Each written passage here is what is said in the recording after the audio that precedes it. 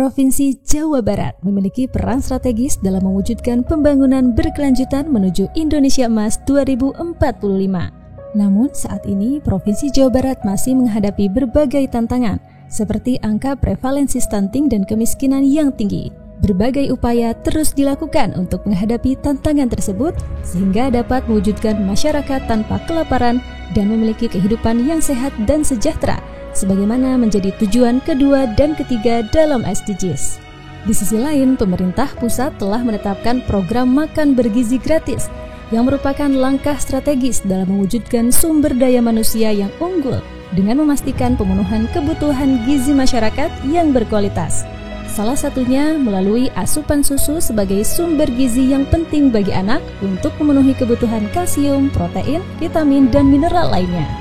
Jawa Barat berkontribusi 20% terhadap populasi sapi perah di Indonesia dan 30% terhadap produksi susu nasional, di mana 6 industri pengolahan susu terbesar di Indonesia berada di Jawa Barat. GKS Jawa Barat terdiri dari 16 koperasi susu, 11.000 peternak, 61.000 ekor sapi perah yang menghasilkan setiap harinya 325 ton susu.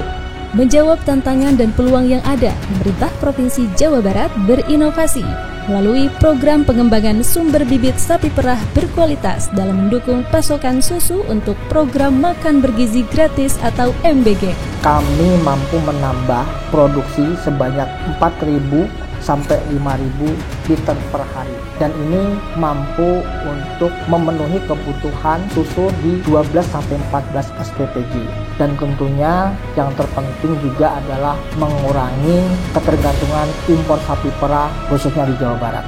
Program ini memiliki nilai kebaruan, yaitu pada penerapan model intervensi pasar yang berorientasi pada keberlanjutan ekonomi peternak, bukan sekedar bantuan ternak konvensional.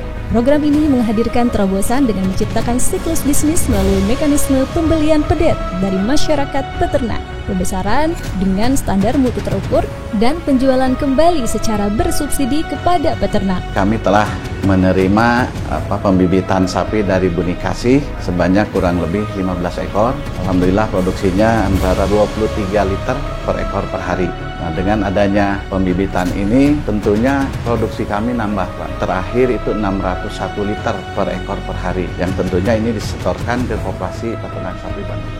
Hasil riring sapi perah ini kemudian dikelola oleh masyarakat peternak di Jawa Barat yang tergabung dalam koperasi pengolah susu di bawah naungan GKSI Jawa Barat. Salah satu produksi susu tersebut diolah dan dikemas menjadi susu sekolah sesuai standar Badan Gizi Nasional, didistribusikan ke sejumlah dapur satuan pelayanan pemenuhan gizi di Jawa Barat, seiring dengan tujuan SDGs ke-17 yakni membangun kemitraan. Per bulan Oktober ini 15 dapur kurang lebih kalau bicara kilogram atau liter susu mungkin kurang lebih 1.000 liter. Secara umum, inovasi ini memberikan manfaat terhadap berbagai aspek. Dari aspek sosial, program ini dapat menyediakan susu segar untuk program makan bergizi gratis sekaligus mendukung penurunan angka stunting. Dari aspek ekonomi, peningkatan produksi akan turut meningkatkan pendapatan bagi peternak, serta mendorong penciptaan lapangan kerja, kemandirian dari impor dan menguatkan peran koperasi sebagai pusat ekonomi kerakyatan. Dan dari aspek tata kelola, sistem manajemen mutu sertifikasi ISO 9001-2015, Good Breeding Practice, dan nomor kontrol veteriner telah menjadi standar pengelolaan program riring sapi perah ini.